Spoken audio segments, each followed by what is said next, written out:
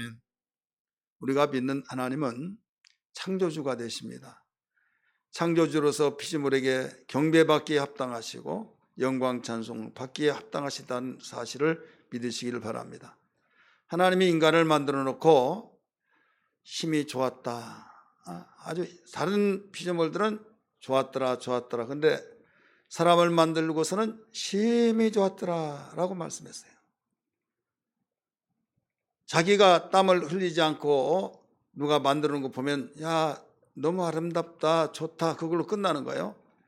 근데 본인이 땀 흘려서 시간을 정성을 들여서 만든 것을 보면요, 너무 보면 볼수록 기특하고 너무 볼수록 솜씨가 너무 자기가 했지만은 잘했다 하면서 스스로 행복해하는 것을 볼 수가 있어요. 어제 우리 손자가 그 오후에 왔어요. 전도 갔다가 와서 그 머리가 막 얼마나 새카맣고 얼마나 많이 길었든지, 그래서 그 할아버지가 머리 깎아줄게. 둘 다 깎아줬어요. 근데 깎아주고 이렇게 보니까 너무 잘 깎았어요. 전문가가 보면 우습지만은 어쨌든 다른 사람은 그냥 깎았나 보다 하지만은 내가 보더라도 잘 따랐어. 내가 그래서 무슨 그 생각이 났냐면, 하나님이 인간을 만들었고 심히 좋았더라. 이런 반찬 만들 때 그러잖아요. 다른 사람은 그냥 맛있게 생겼다, 맛있네, 그런 맛있잖아요. 그래 남자들은 그 잘 심리를 알으셔야만 됩니다. 너무 맛있다고 하면 더욱 반찬이 달라질 줄 믿습니다. 하나님이 인간을 만들어 놓고 심히 좋았더라. 자, 왜 그랬을까요? 당신의 모양을 닮았죠. 당신의 모양대로 그 형상을 따라 모양대로 지으셨기 때문에. 그래서 수많은 만물들이 있지만은 인간보다 체구가 크고 싸납고 무서운 존재들이 공중에 날아는 새부터 또 이 땅의 지상에서 바닷속에 하나님이 만들어 놓은 그 피조물들이 어마어마한 웅장하기도 하고 크기도 하고 싸납기도 하고 그런 존재들이 많이 있지만은 모든 걸 다스려 정복하고 지키게 하라 명령을, 관리자를 누구를 삼아 주냐? 우리 사람에게 주셨어요. 왜 그랬을까요? 하나님께서는 당신의 형상을 따라 그 모양대로 모델을 삼고 만든 인간에게 당신께서 만드신 피조물을 위임하시고, 싸나운 것이 있으면 너 정복해야 된다. 내가 주는 지혜를 동원시켜서, 내가 주는 모든 정지혜와 능력을 동원시켜서 네가 정복하고 다스려야 된다. 이걸 일러주셨어요. 그래서 이제 정서적으로 편안할 수 있는 에덴 동산을 만들어 놓고 거기에서 살게 하시면서 아담과 하와가 하나님의 명령을 따라 잘 지키고 정복하고 다스리고 그랬을 때는요, 행복이 지속됐어요. 하지만은 사단은 와서 뱀의 모양으로 가장해서 뱀을 이용해서 결국은 여러분 잘 아신 바와 같이 거기에서 불순종하고 말았잖아요. 미끄러지고 말았잖아요. 그때부터 정복했고 다스리고 지배했던 그게 거꾸로 가버린 거예요. 상대가 나를 지배하고 상대가 나를 다스리고 상대가 나를 지배하고 다스리니 결국 불행한 자가 되고 행복한 그것을 바로 내놓을 수밖에 없고, 그 자리를 누가 차지했느냐? 바로 사단이 차지한 거예요. 진자는 이긴 자의 종이 된다 말씀하셨잖아요. 사단이 아담이 다스렸고 지배했고 행복했던 것을 다 차지해버리는데, 누가복음 4장 6절의 말씀은 잘 가르쳐주고 있어요. 예수님이 이 세상에 오셔서 아버지의 뜻을 이루기 위해서 공생애를 시작할 무렵에 사단은 예수를 높은 곳에 데려다 놓고 천하만국을 보이게 하면서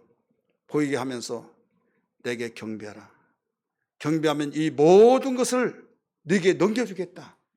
그 뒤에 뭐라고 나오는지 아십니까? 누가복음 4장 6절에 이것은 내게 넘겨준 것이므로 내가 줄 권한이 있다 이거죠. 그러니까 이 모든 만물을 하나님께서 아담에게 주었는데 다스리고 지배해야 할 텐데 다스리고 지배하지 못하다 보니 결국 상대가 나를 지배하고 상대가 나를 다스려서 이기게 되니까 내가 지배하고 다스렸던 모든 것이 사단에게 넘어가 버린 거예요. 주인이 바뀌어진 거죠.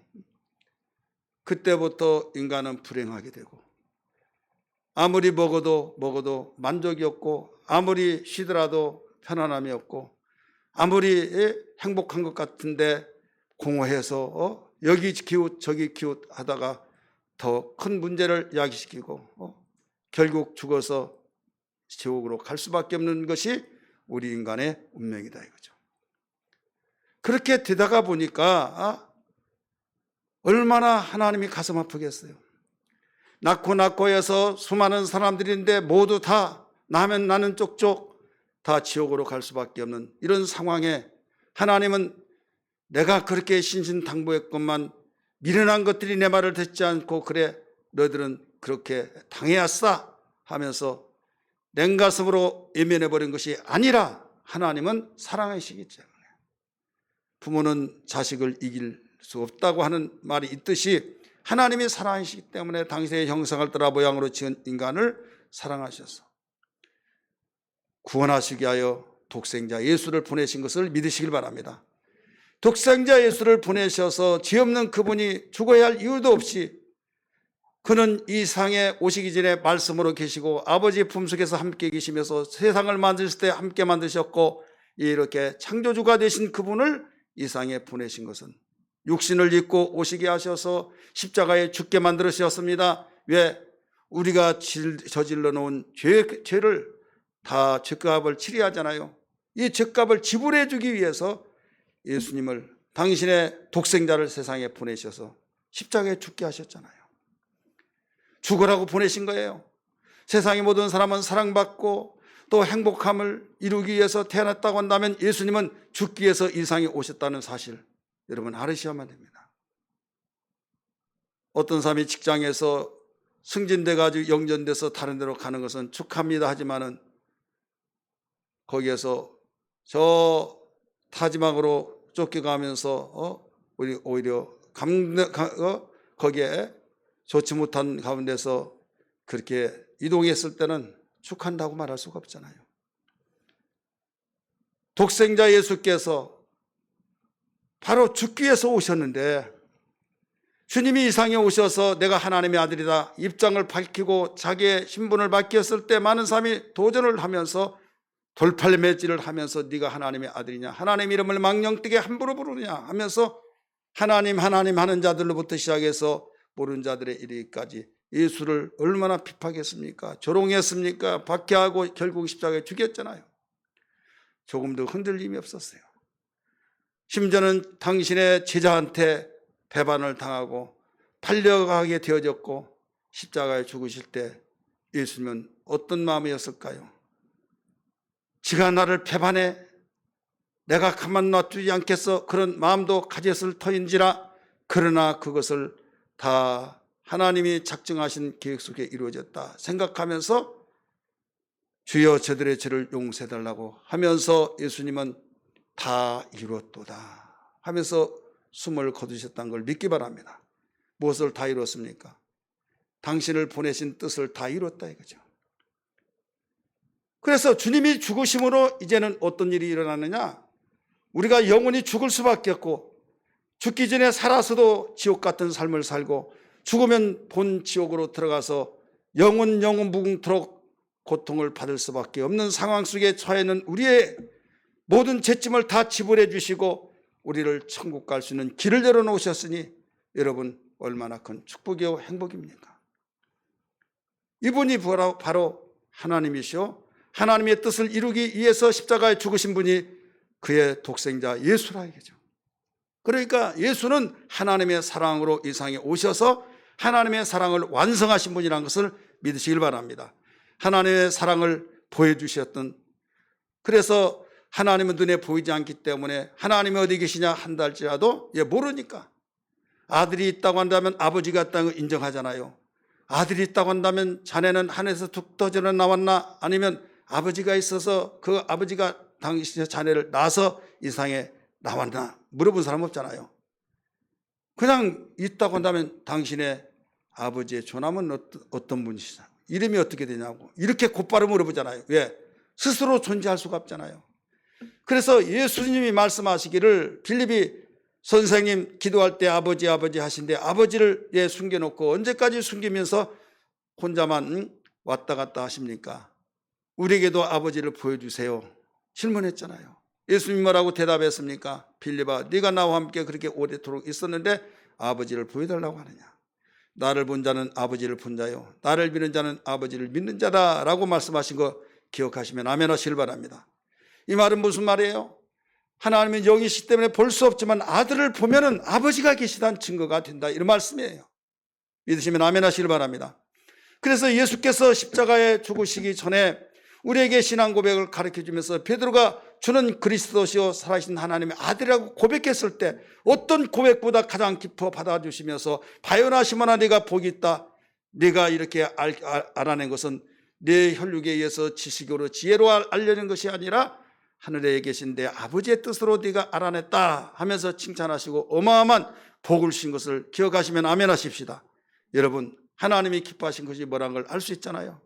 예수를 바로 알고 예수님을 바로 알아서 내가 믿는 것이 얼마나 큰 축복이요, 사람들이 볼 때는 뭐 대수롭게 여기고 그것이 뭔 큰 축복이냐. 사람들은 회할 때 이 세상에 교회 다니고 예수 믿어서 빌딩을 몇 채씩 사고 또 좋은 직장 사업이 잘 되고 자녀들이 삐뚤어지지 않고 잘 되고 그러면 야, 예수 믿고 복 받았네 하다가 아무리 내가 예수를 잘 믿더라도 내 생활이 어렵고 그러면 야, 그 사람 그렇게 예수 잘 믿더니 무슨 복을 받았냐, 이렇게 말을 하잖아요. 그런데 하나님께서는 당신의 아들이 누구란 것을 고백하고 당신의 아들이 어떤 분이란 걸 알고 신앙 고백했던 그에게 가장 큰 축복과 가장 큰 사랑을 그에게 나타내시면서 그들을 하나님이 사용하고 있는 걸 알아야 될 줄 믿기 바랍니다. 이것이 무슨 복이냐? 불가시적 복, 보이지 않는 영적 신령한 복을 가리키고 있는 거예요. 눈에 보이는 세상 사람들이 좋아하는 그 복은 가시적인 복, 눈에 보여서 누가 뭐라고 하더라도 부인할 수 없는, 다 잘 되니까 야, 복 받았다 하지만은 하나님께서는 어느 것을 더 귀중히 여기느냐? 순위가 있어요. 순위. 이것은 보이지 않는 영적인 복을 일러주고 있는 걸 믿으시길 바랍니다. 만약에 보이는 복을 더 1순위로 보고 보이지 않는 것을 차순위로 본다고 한다면 1순위, 2순위 거기가 거의 그 같지만은 여러분, 금메달하고 은메달은 하나 차이에요. 그렇지만은 금메달 10개 있고 그 은메달 50개가 있더라도 10개 있는 데가 1위 같은 것처럼 1순위가 여러분 뭘로 기준이 되느냐? 그래서 성경에서 율법사가 선생님 율법은 뭐라고 합니까? 할 때 마음을 다하고 뜻을 다하여 주 너희 하나님을 사랑하라, 이는 크고 첫째 되는 계명이니 하면서 1순위를 가르쳐 주셨어요. 둘째도 이와 같으니 네 이웃을 네 몸같이 사랑하라. 그리고 우리는 세상을 살아갈 때 1순위가 뭐고 2순위가 뭐다는 걸 알아야 해요. 오늘날 빌딩을 세우고 십자가가 붙어있고 무슨 교회 하면 다 교회로 생각합니다. 여러분, 거기는 분명히 교회지만은 하나님이 진단할 때는요, 건강한 교회냐 병든 교회냐 둘로 나눠져요. 1순위가 어디에 있느냐 이거예요. 1순위가 하나님을 기준해서 신본주의, 하나님 제일 중심이 되면 1순위, 그 교회는 건강한 교회, 하나님이 기뻐하신 교회예요. 그러나 차순위로 바뀌어진다고 한다면 이것은 하나님이 기뻐하지 않아요. 그래서 세상에 본받지 말아라, 세대를 본받지 말라 일러주신 거예요. 다른 사람들은 큰 교회 많이 모이면 야, 그 좋은 교회, 큰 교회, 대단한 교회 하지만은 하나님의 눈은 그렇지 않아요. 중심을 보시기 때문에. 사람은 이모를 보지만은 하나님은 중심을 보시기 때문에 우리는 교회가 교회 되어야 될 줄 믿습니다. 할렐루야. 그러기 위해서는 하나님 중심적인 교회, 1순위가 하나님 제일이다, 1순위다 이거죠. 많은 사람은 1순위가 바로 우리다, 사람이다, 휴머니즘으로 사람이 1순위. 사람을 만드신 분이 누구예요? 하나님이잖아요. 그래서 여기에서부터 첫 단추가 바로 잘못 끼워진 거예요. 제대로 끼워지냐 잘못 끼워지냐. 똑같이 교회 다니지만은, 똑같은 직분을 가졌지만은, 똑같은 죄의 종이라 할지라도 1순위가 어디냐. 그래야 세상의 사람들은요, 세상에 사람들에게 설득할 것은 하나님의 말씀을 설득은 잘한대. 왜? 보이지 않는 것을 1순위로 하니까. 그걸 봤어 하면 할 말이 없잖아요. 근데 세상의 사람들에게 설득력은 바로 차순위가 설득이 잘 되는 거예요. 우리가 사랑하려면 서로 협력하고 이렇게 하면 바로 마음에 팍팍 와 닿아요. 정말 그렇구나. 거기다 하나님 말씀, 하나님이라는 단어만 살짝 끼워 넣으면 감쪽같이 몰라버려요. 그렇기 때문에 통합 측에 통합측이라고 한다면 어디냐면 장로교 신학대학을 나오면 통합측 목사님이 돼요.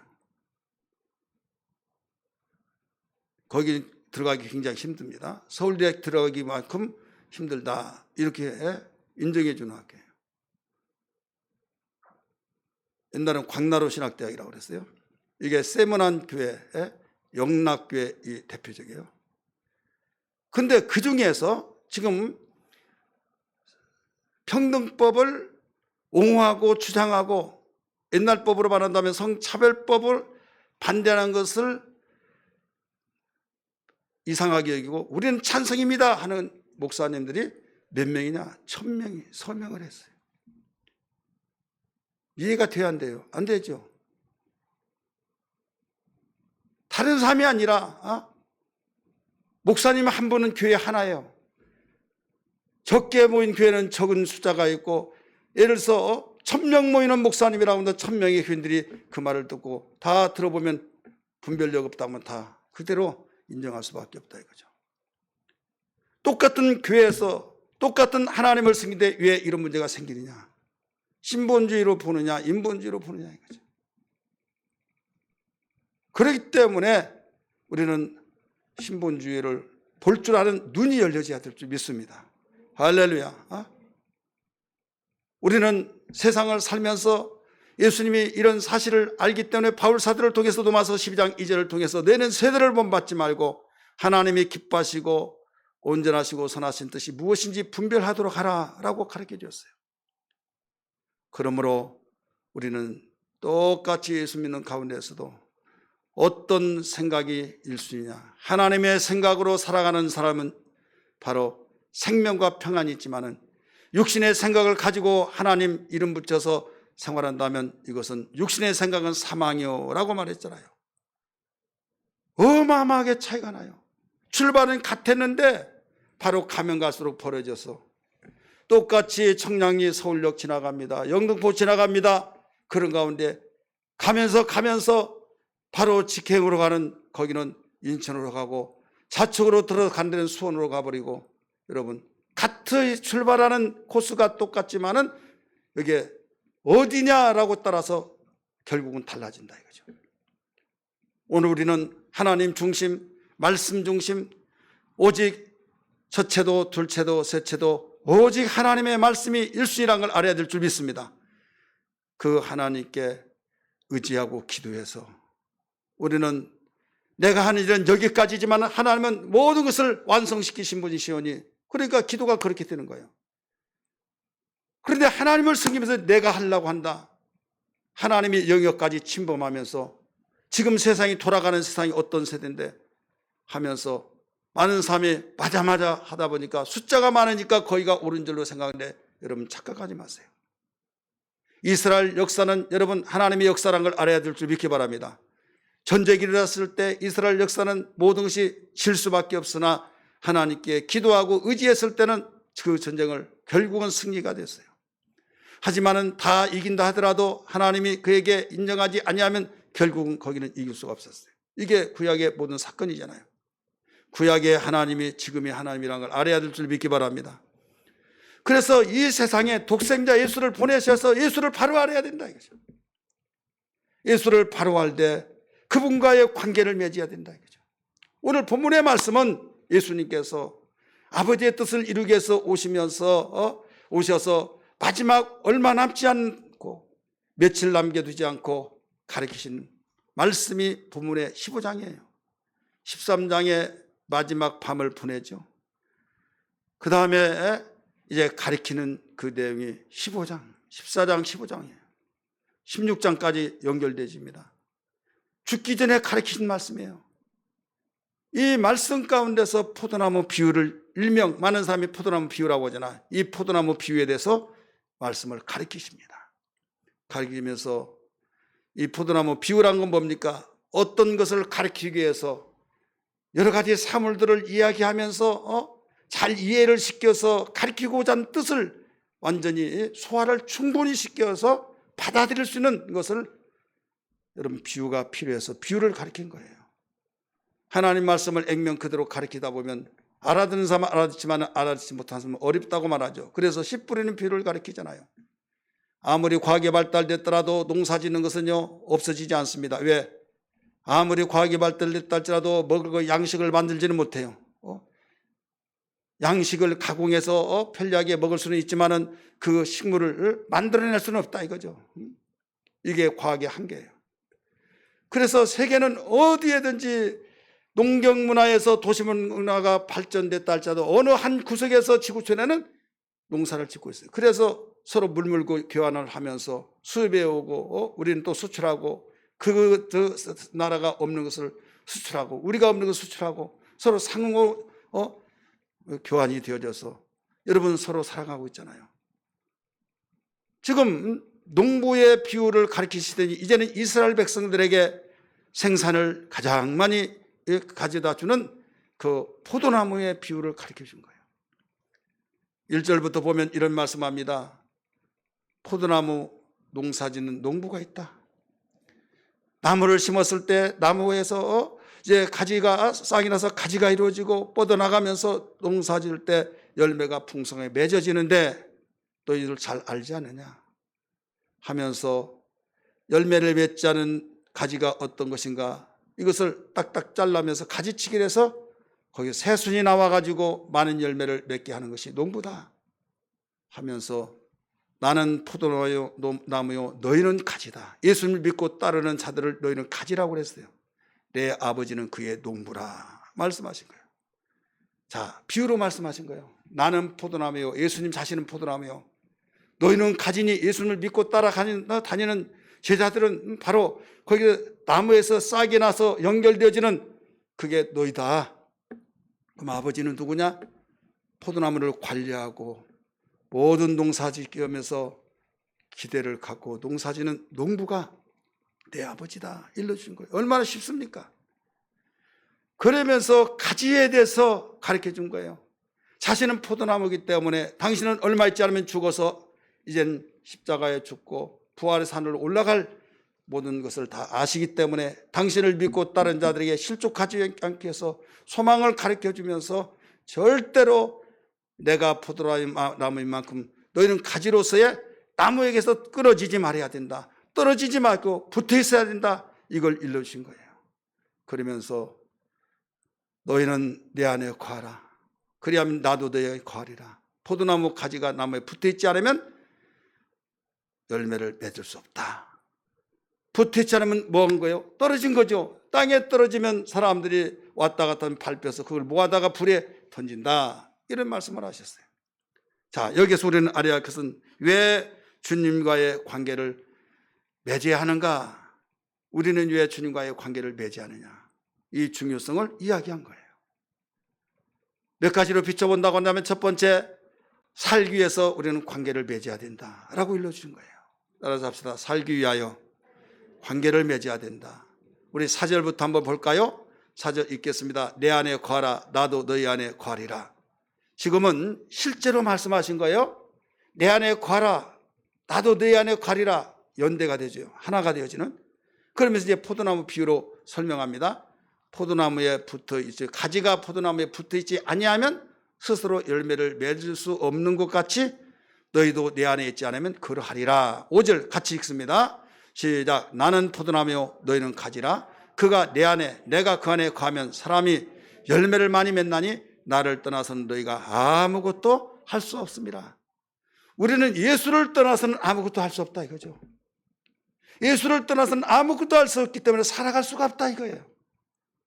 가지가 포도나무에 붙어 있을 때 살고 거기서 열매 맺어서 포도나무를 인정하고 가지도 인정해서 영광을 받고 자기 존재가 계속 지속되지만은 만약에 붙어 있지 않으면 땅에 떨어져서 밟혀서 결국 끝나버린다 이거예요.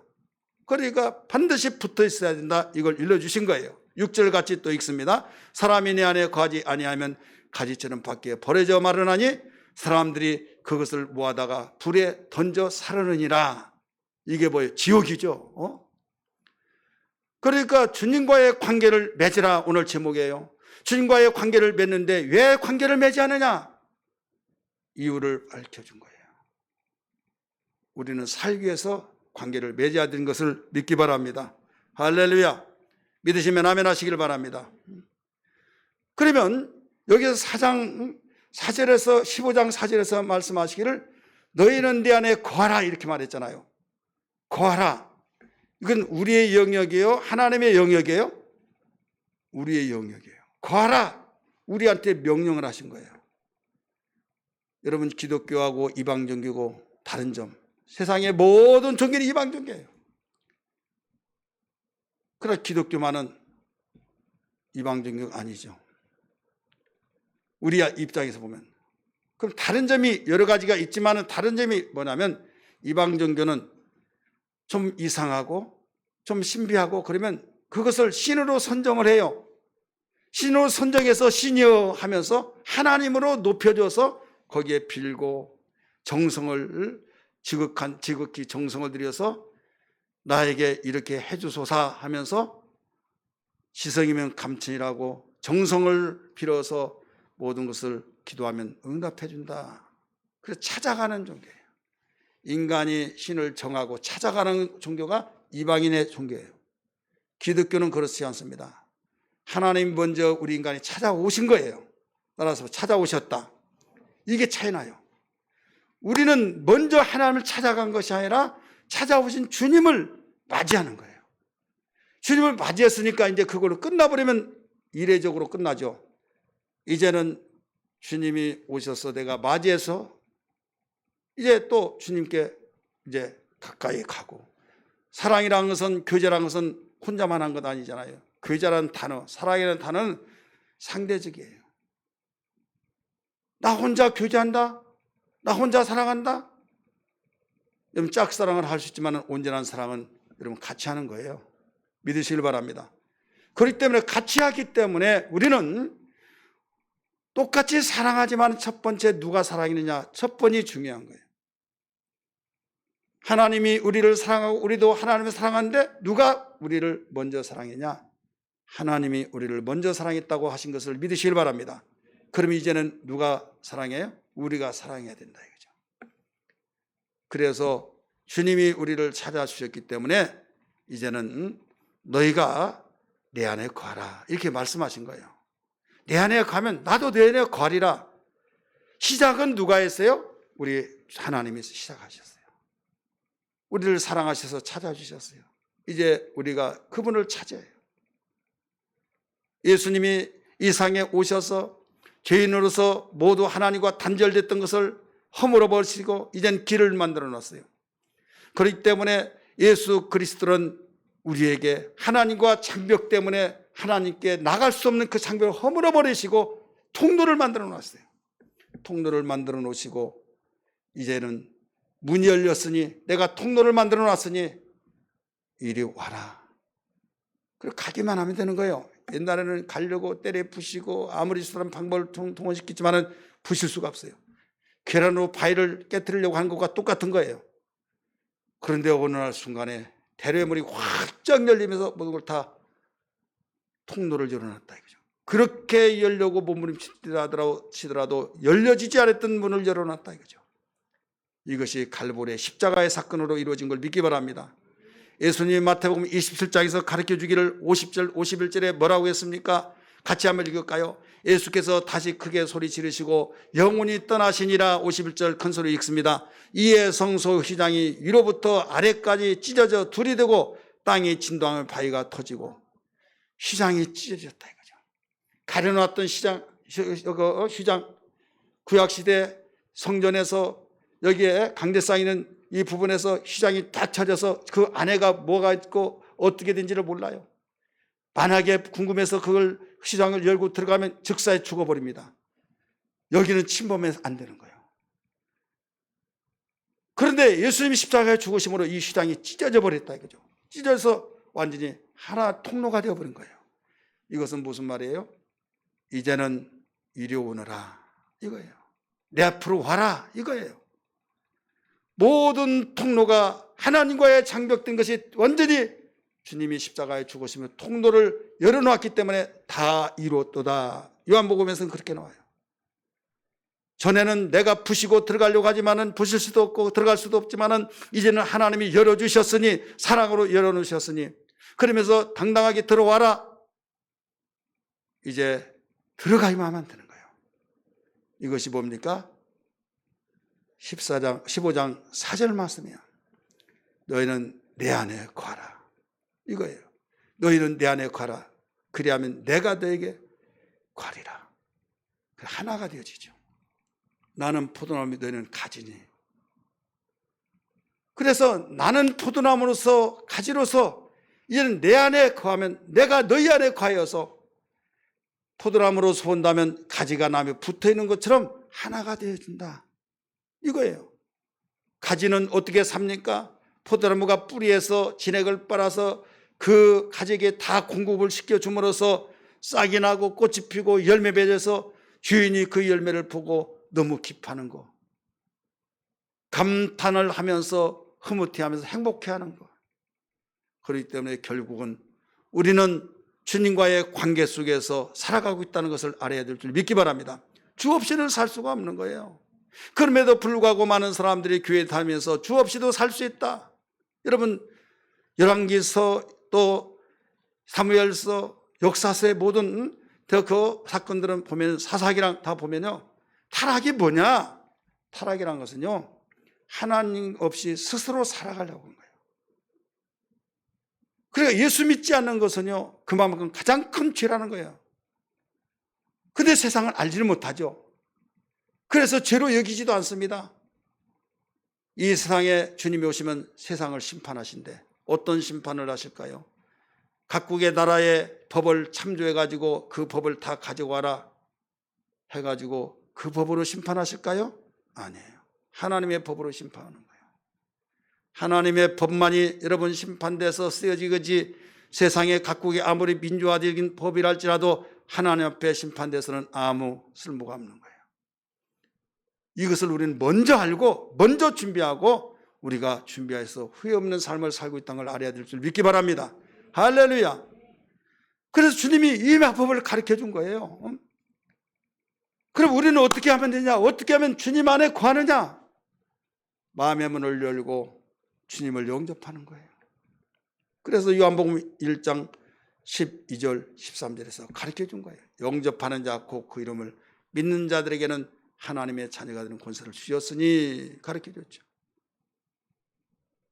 요한계시록 3장 20절에서 가르쳐 줍니다. 볼지다 내가 문 밖에서 문을 두드리노니 내 음성을 듣고 문을 열면 내가 그에게 들어가 그로 그와 더불어 먹고 그는 나와 더불어 먹으리라. 문을 열면 열지 않으면 내가 들어가지 않는다. 강도는 때려 부시고 모르게 문을 따고 아니면 창 넘어서 들어올 수 있지만은 주님은 그렇게 들어간 거 아니에요. 인격적으로서 신사적으로 놓고 하는 거예요. 마음의 문을 놓고 합니다. 나는 너를 위해서 죽은 예수다. 복음을 전하는 사람들에 의해서 예수님이 나를 위해서 죽었다는 사실을 알고 복음 전하는 전도자가 예수님 영접하시죠.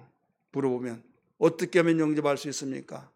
마음의 문을 열고 예수님이 나를 위해서 십자가에 못 박혀 죽으셨다는 사실을 깨닫고 나는 죄인입니다. 내 안에 들어와 주세요. 나는 알지 못했을 때는 몰랐는데 양심대로 살았다고 자부했는데 오늘 전도자의 말을 들어보니 주님이 나를 위해서 죽으셨다며요.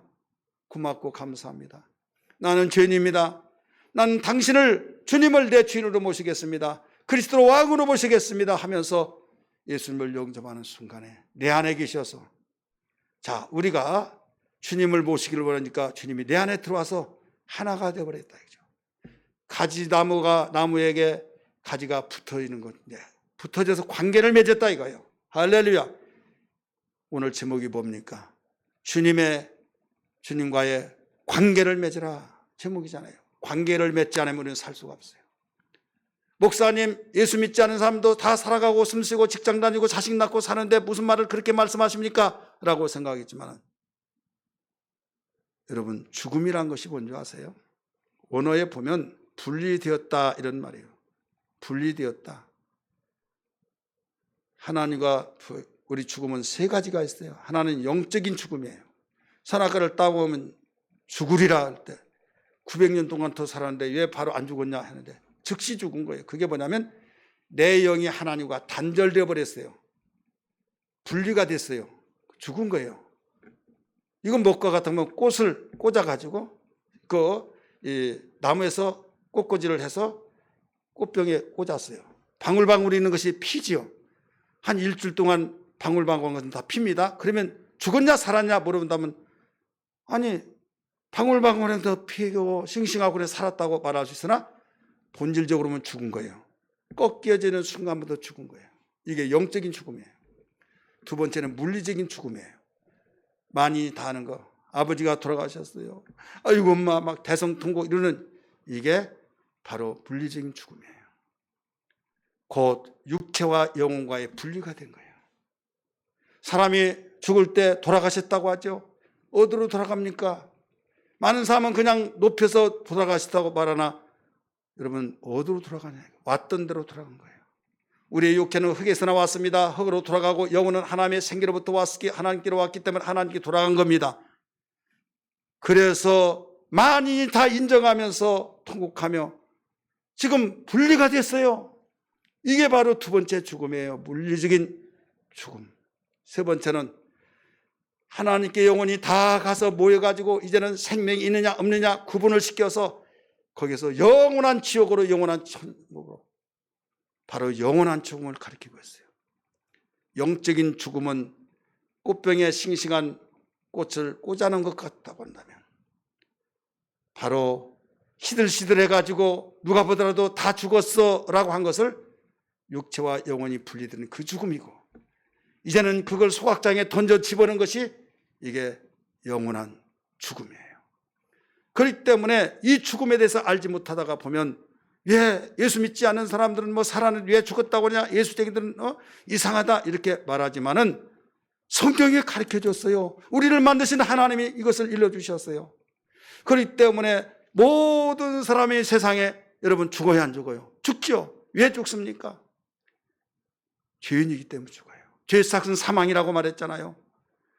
세상에 죽지 않으려고 권력을 동원시키고 자기의 어떤 물질을 동원시키고 수단 방법을 동원시켜서 살려고 몸부림치지만은 큰 자든 작은 자든 있는 자든 없는 자든 왕도 죽고 또 평등한 사람도 죽고 또 여자도 죽고 남자도 죽고 힘 있는 자도 죽고 힘 없는 자도 죽고 장군도 죽고 또 열악한 정말 힘 없는 자 죽고 다 피할 수가 없어요.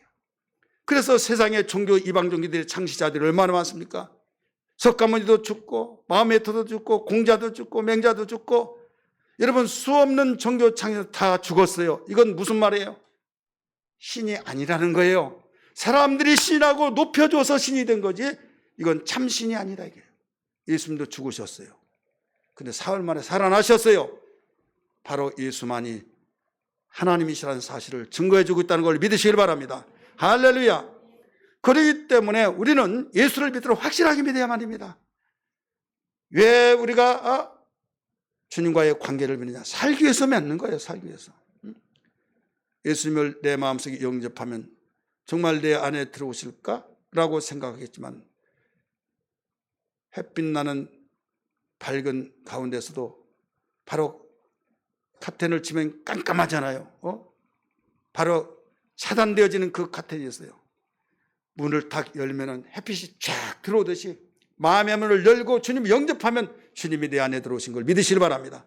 그 순간부터 너희가 내 안에 거하고 지금 주님 안에 거한 거예요. 내가 너희는 내 안에 거하고 그리하면 내가 너희 안에 거하겠다. 하나의 관계를 맺어요. 포도나무로 말하면 나는 나무고 너희는 가지니 연결되어 버렸다 이거죠. 그 가지는 뿌리에서 영양을 공급받아서 그 나무가 살고 있는 이상 계속적으로 살아갈 수 있다. 그러면서 붙어 있어라. 붙어 있기만 하라. 붙어 있으면 나는 산다 이거예요. 우리는 여러분 내 자신이 스스로 진단하면서 나는 예수 안에 있고 내가 예수 안에 있고 예수는 내 안에 있다는 걸 믿으시면 아멘 하시길 바랍니다. 할렐루야. 그러면 이제 어떻게 하겠습니까? 이제 우리는 잠시라도 정신을 놓고 잠시라도 내가 방심하고 그러면 똑같은 가지인데 말라 비틀어 죽고 병들어 죽은 경우가 있잖아요. 끊어질 수밖에 없죠. 이게 뭐냐면 나 예수님 안에 모셨으니까 난 천국과 하나님 자녀고 나는 이제는 영원히 멸망하지 않아 하다가 교회도 나오지 않고 또 말씀도 듣지 않냐고 하나님 등지고 세상으로 돌아가 버리고 그렇다면 가지가 병들어서 죽는 것과 똑같은 거예요. 그렇기 때문에 여기에서 진리로 거룩한 삶을 살아야 해요. 따라서 진리로 살아가야 된다. 진리로. 오늘날 많은 사람이 주님과 관계를 맺다가 가지가 말라서 죽어버리는 고사되어 죽는 병들어 죽던 영양을 공급받지 못해 죽던 죽어요. 그건 잘라버린다 이거죠. 우리 성도들은 이런 사람이 하나도 없기를 죄 이름으로 축원합니다. 할렐루야. 그러기 위해서는 말씀 안에서 경건운동해야 돼요. 죄 짓지 말고 죄를 지면 곧바로 회개하고 정말로 하나님 내가 연약합니다. 나를 도와주세요. 성령이 내 마음속에 오셔서 진리 가운데 인도를 받고 주여 진리대로 살아가게 도와주옵소서.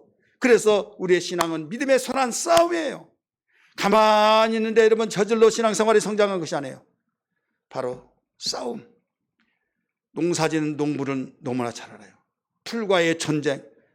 지금은 비닐하우스에 채워서 그 속에 그냥 멜 것도 없이 거기 속에서 꼼짝없이 죽어버리게 만들지만은 재래식으로 농사 짓는다고 한다면 호미를 가지고 풀을 멜 때 풀 때문에 농사 못 짓겠다 하면서 한숨을 내쉬면서 그래도 곡식을 거두기 위해서 어떻게 합니까? 풀을 맵니다. 풀을 다 베고 나서 비료를 주고 그러면 그 비료 모든 영양이 곡식에게만 다 흡수되기 때문에 쫙 자라는 거예요. 그러나 풀을 그대로 놔두고 비료를 줘보세요. 그러면 곡식보다 풀이 더 먼저 뺏어가 버린 거예요. 잘 될 수가 없는 거예요. 우리의 신앙도 마찬가지예요. 그래서 예수님이 말씀하시기를 내 이름으로 귀신을 쫓아라, 내 이름으로 모든 걸 구하고 내 이름으로 하면서 악한 자를 내쫓고 박멸하고 오직 풀을 매듯이 그리고 주님과의 관계를 맺고 그 영향을 다 받으라. 하나님 말씀 듣고 아멘 아멘 받을 때 하나님 말씀이 내 영혼 속에 바로 영향이 되어지어서 그 말씀으로 무럭무럭 성장하여서 놀라운 튼튼한 병들지 않고 건강한 신앙 된 걸 알아야 될 줄 믿기 바랍니다. 바울은 가르쳐줬어요. 너는 믿음의 선한 싸움을 싸우라. 너희가 혈육전으로서 보이는 사람들과 싸우고 그런 싸움이 아니다. 보이지 않는 영적 존재와 싸우는 것이다. 여러분 생각이 단순한 내 생각으로 생각하지만 하나님의 생각이 아니면 둘 중에 마귀의 생각이요 육신의 생각이요. 우리는 심리학적으로 보면 육신의 생각, 영적으로 보면 마귀의 생각. 그래서 야 생각이 다 마귀의 생각이냐 할까 봐 예수님이 병을 갖다가 병을 고쳐줬다고 그랬어요. 병을 갖다가 귀신아 떠나라 막 이렇게도 말했잖아요. 손등이 있고 손바닥이 있듯이 양면으로 보는 거예요. 동전을 양면으로 봐야 온전한 동전을 알 수 있듯이 이게 영적 생활이에요. 우리 성도들은 모두 신앙생활에서 정말로 어떤 일이더라도 세상이 험악하고 우리의 생활이 어렵고 힘들지라도 주님께 붙어있는 포도나무 가지가 되기를 주의 이름으로 축원합니다. 할렐루야. 그리할 때만이 우리는 건강한 신앙이 되는 거예요. 만약에 붙어있지 못한다고 하면 안 돼요. 우리가 코로나 전국 속에 어렵고 힘든 가운데서도 여러분 왜 우리는 예배에 빠뜨리지 않냐고 예배를 봐야 하느냐 예배를 드려야 하느냐 사람은 누구 소리를 누구에게 만나서 많이 그 소리를 듣느냐에 따라서 처음에는 나하고는 관계없어 하다가도 자꾸 들다 보면 나도 모르는 사이에 바로 해바라기처럼 그쪽으로 향해서 쏠리게 됐어요. 이게 인간의 속성이에요. 그래서 참된 말, 복된 말, 하나님의 말씀을 자주 듣다 보면 나도 모르는 사이에 가랑비 쫓듯이 계속 기울어져요. 그런데 하나님과 등 돌리고 세상의 말을 듣고 세상의 모든 말을 듣다가 보면 그쪽으로 계속 기울어지면서 나중에는 주님과의 완전히 등 돌려버린다 이거죠. 그래서 모이기를 힘쓰라. 그래서 모이를 힘쓰지 못한다고 한다면 우리의 대면 예배를 비대면에서라도 빠지지 말고 드리라 하면서 우리는 경건의 삶을 위해서 하루 3번씩 한 번이라도 드리자 이 운동을 하고 있잖아요. 사랑하는 성도들이요, 이것은 세상에서 들을 수가 없습니다. 어디에서도 이 내용을 들을 수 없어. 주님께서 말씀하셔서 하나님 말씀을 선포하는 교회를 통해서만이 들을 수 있다는 걸 믿으시길 바랍니다. 살기 위해서 우리는 붙어 있어야만 됩니다. 살기 위해서 주님과의 관계를 맺어야만 됩니다. 그 다음에 두 번째는 복을 누리고 이제는 흘려보내게서 듣는 거예요. 4절 5절 뭐라고 말씀했습니까? 여기에서 스스로 열매를 맺을 수 없음 같이 나오죠. 너희가 내 안에 거하라 나도 내 안에 거하리라. 가지가 포도나무에 붙어 있지 아니하면 붙어 있을 때만이 열매를 맺어요. 열매 맺는 것은 열매를 보고 즐거워 누리는 거잖아요. 사랑하는 성도들이요, 우리 하나님이 좋으신 분이라는 걸 믿기 바랍니다. 내가 먹어보지 않고 남에게 설명을 할 수가 없는 거예요. 만약에 설명했다고 한다면 당신 먹어봤어? 그러면 꼬리를 내립니다. 먹어본 사람이 그렇더래 먹어본 것처럼 이야기해요. 우리는 성경의 말씀을 먹어야 해요. 먹으면 그 맛을 알아요. 그래서 어떤 사람이 꿀수기마다 다 달다 이해 못한 사람이 있어요. 꿀에도 달지 어떻게 말씀이 더 다르냐. 어느 권사님이 저한테 그래요. 전에는 그 말을 무슨 말인지 그랬는데 정말 꿀수기마다 더 달단 말이 마음에 와 타요. 왜? 너무 가슴속에 팍 심어지면서 너무 기쁨과 감격과 감동적이고 눈물이 저절로 나면서 너무나도 행복하다고. 근데 그때 그 상황이 행복한 사람이 아니었어요. 사람이 볼 때는 착각한다고 이렇게 말할 때요. 그러나 행복이 정말 이런 거구나. 그런데 그보다도 더 잘 살고 더 행복해야 하는데 행복을 모르고 너무나도 시리에 빠진 사람이 또 볼 수 있어요. 왜? 하나님 말씀이 없을 때는 그래요. 가지가 나무에 붙어 있지 않으면 이게 결국은 영양을 공급받지 못한다. 하나님 말씀의 공급을 받지 못한다 이거죠. 시간마다 말씀 들 때 말씀의 공급받기를 주의 이름으로 축원합니다. 할렐루야. 이게 행복이에요. 그래서 예수를 제대로 믿으면 내 가지고 있는 것이 부족하고 때로는 핍박을 받고 때로는 여러 가지 정말 안 좋은 소리 듣더라도 성질을 내서 내가 예수 믿기 전에는 가만 놔두지 않겠다고 해서 머리를 다 쥐어 뽑고 막 별짓을 생각을 다 하지만은 저들의 죄를 용서해 주옵소서. 하나님 아시죠? 하면서 스스로 위로받고 오히려 기뻐하고 내가 나를 두고 생각하더라도 참 옛날하고 달라졌어요. 누가 그렇게 만들었어요?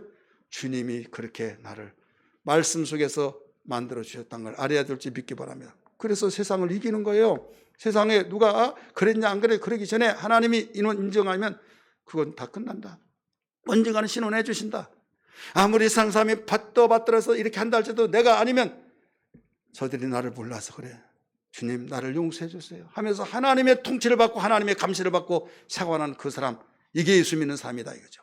오늘 이 어떤 일이 있더라도 우리 살기 위해서 복을 누리기 위해서, 복을 누리는데 왜 하나님 복을 누리게 하실까요? 이것은 내가 가지고 있는 것을 다른 사람에 흘려보내야 한다.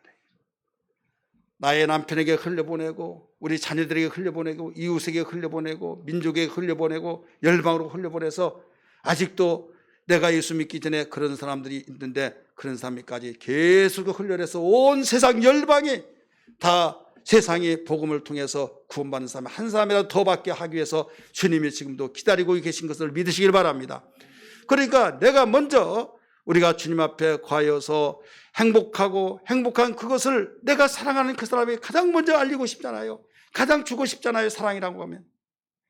그래서 우리는 나의 사랑하는 가정에서 정말 사랑한다고 하면서 전도를 하지 않고 하나님 말씀을 흘려보내지 않는다고 한다면 우리의 신앙이 정상적인가 한번 진단해 봐야만 됩니다. 내가 예수 믿고 이렇게 좋고 행복한데 그 행복을 나 혼자만 차지하려고 한다? 이건 양심불량이요. 하나님이 원하신 것이 아니에요. 하나님의 것은 주면 줄수록 계속 새로운 것이 나온 걸 믿기 바랍니다. 세상의 것은 주면 없어져요. 그래서 하나님 말씀도 어떤 사람은 알지 못한 사람이 주지 않으려고 하는데요. 주어야만 내 것이 더 새롭게 생긴 걸 알아야 될 줄 믿기 바랍니다. 샘물이라고 하는 것은 퍼다 쓰고 쓸 때 새로운 물이 신선한 물이 여러분 계속 흘러나오고 더 생꿈이 커져서 더 많이 나오게 돼요. 그래서 나를 믿는 자는 샘물이 되리라 말씀하신 걸 믿으시기를 바랍니다. 할렐루야. 오늘 뒤에 이 말씀을 드리지 못한 것은, 또 누리게 하는 그 말씀을 제대로 다 말씀을 드리지 못한 것은, 여러분이 우리 카페에 들어가셔서 다 읽어보시기 바랍니다. 읽어보시면 그 자세하게 더 나와 있어요. 그래서 어떤 일이라도 관계를 맺으라. 주님과의 관계를 맺어야 산다. 주님과 관계를 맺어야 우리가 행복하다. 관계를 맺어야 내가 맛을 보고 흘려보낼 수 있다. 그래서 내가 관계를 맺으면 그 가정은 살 수 있는 소망이 있는 거예요. 어떤 환경 속에서도 여러분 버텨나가고 이겨내서 놀라운 황무지를 옥토화로 만들 수 있는 걸 믿기 바랍니다. 기도하겠습니다.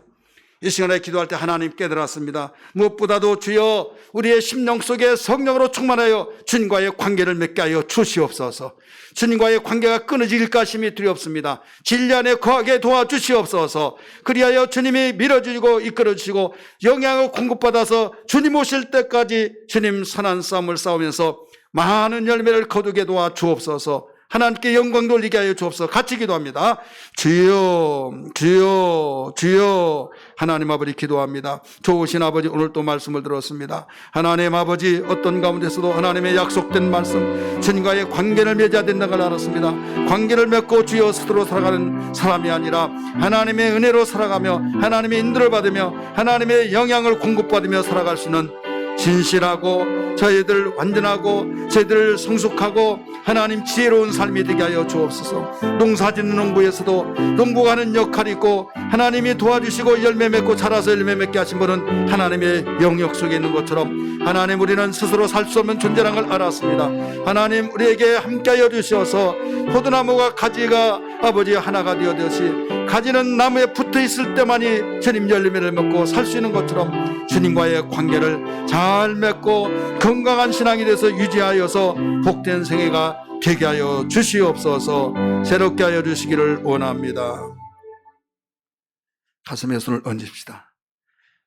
나는 주님 안에 있고 주님은 내 안에 계셔서 주님과의 관계가 맺혀졌으면 아멘 하십시다. 이제는 1차적인 관문은 통과했어요. 건강한 가지가 되어서 병충해가 없고 붙어 있어야만 됩니다. 끝까지 붙어 있기 위해서 진리 안에 거야만 됩니다. 그러기 위해서 결단하시며 손을 얹습니다. 예수님 감사합니다.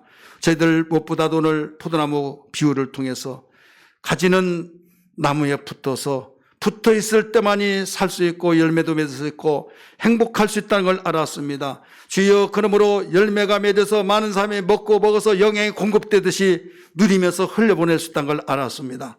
저희들 주님과의 관계가 이렇게 중요한 걸 깨닫고 어떤 일이 있더라도 주님과의 관계가 어그러지지 않게 도와주시옵소서. 진리의 사람이 되게 하여 주옵소서. 주님과 하나 되는 삶이 되게 하여 주시어서 그것이 행복이요 승리요 영광력을 믿습니다. 주여, 오늘 결단하며 귀한 각오와 결단이 식어지지 않게 하여 주시고 가면 갈수록 신앙이 뜨거워지고 확실해지고 저희들 하나님께 영광을 돌릴 수 있는 많은 열매를 거두게 하여 주시옵소서. 예수님 이름 받들어 간절히 기도합나이다. 아멘.